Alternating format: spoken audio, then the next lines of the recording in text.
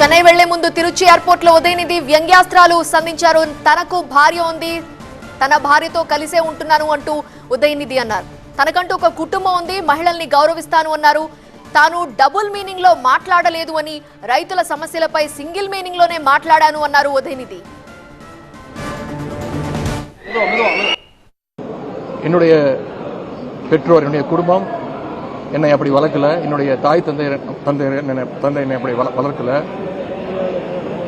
எனக்கு ஒரு திருமணமாகி ஒரு மனைவி இருக்கிறாங்க, அவங்க கூட தான் நான் வாழ்ந்துகிட்டு இருக்கிறேன்.